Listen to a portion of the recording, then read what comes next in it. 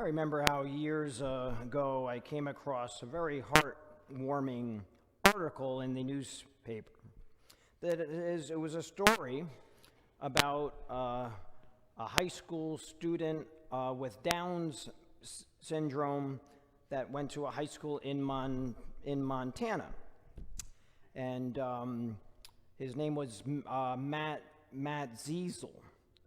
And Matt would every Friday night would suit up with the rest of the football team, and he cheer his team from the sidelines.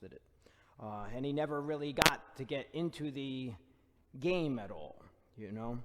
But at the end, without fail, at the end of every game on Friday night, he would plead with the coach to please put him in. You know, he wants to score a touchdown. And so one Friday evening, as his team was getting crushed, they were losing 46-0, and there was only 10 seconds left. The coach called a timeout, and then he went to go confer with the coach of the other team, and he told him all about Matt and how Matt really wants to get into the game and wants to score a touchdown. So both coaches got on board with the same thing, as well as the teams as well. And Matt came into the game with 10 seconds left, and the ball was handed off to him. And he proceeded to run around and avoid everyone, and with both teams making it look as real as possible, that is, Matt went on to score. And the crowd, even though their team was now down 46-6, they cheered and applauded, and it obviously made Matt's world. You know, it obviously was a dream come true. But the interesting part of the article was what came after. That is, not everyone found this a heartwarming story, and not everyone was happy. That is, you found out that some parents complained that their son didn't get into the game because he works hard in practice, and why not put my son in? Others said that it takes away from the integrity of the game, that you shouldn't have fake plays, and it really takes away from the integrity of it. Others said that it teaches the wrong thing to kids because kids should learn that things aren't just handed to them, that, you know, you have to really earn it. And so that sends the wrong message to kids also. And this went on, and I thought to myself, wow, like, where is there mercy and compassion? The most important thing that took place was certainly to bring joy to a hurting soul's heart. And I thought about that article because I thought in the same way as Matt cried out after every game, coach, coach, I want to go into the game. That is, in much the same way, we hear Bartimaeus, a blind man, in our gospel cry out, Lord, have pity on me. And it's very interesting, when you hear that, this also leaves us kind of scratching our head, because we are told that at first the crowd rebuked him and told him to be quiet. Like, where is their mercy and compassion? A blind man's crying out to a man that they all knew at that point to be a miraculous healer, and they're telling him to be quiet, And so, but our Lord heard him, and he stopped, and he told his apostles to go to bring him over.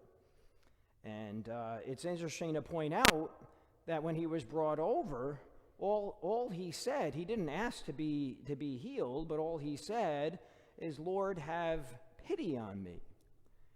And it's really interesting. Perhaps he was just trying to look for a little attention, a little understanding, a little compassion, which maybe he was probably not getting from anyone else.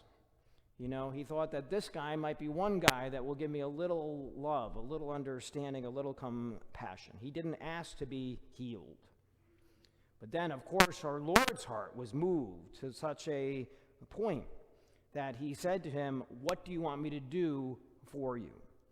And of course, it's then that with probably great hope in his heart, maybe not even believing it could happen, but it's then that he said, "Master, I want to see.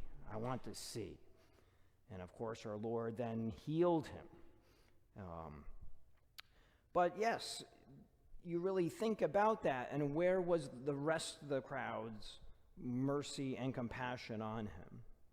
That is, our Lord wants us to treat others in the same way that he treats us, to allow our hearts to be moved with pity and compassion at the plight and the needs of others, to do what our Lord did. In other words, when you see someone in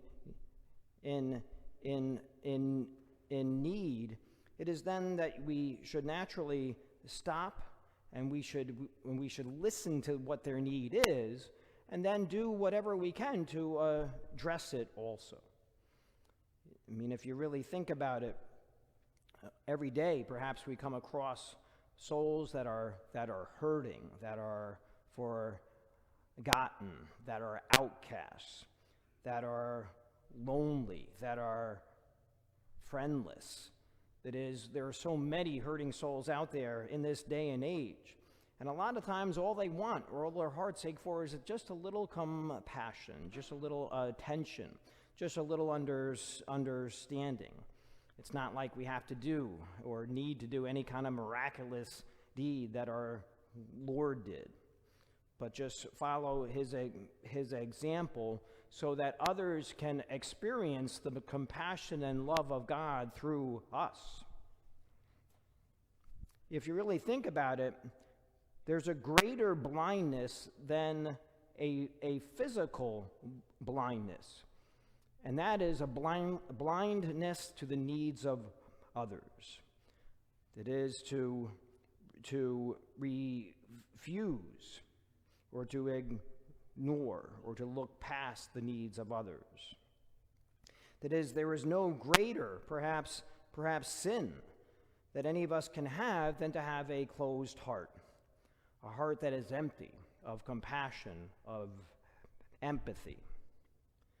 And so in that sense, we would probably all do well to pray the prayer that Bartimaeus prayed, and that, of course, is, "Master, I want to see."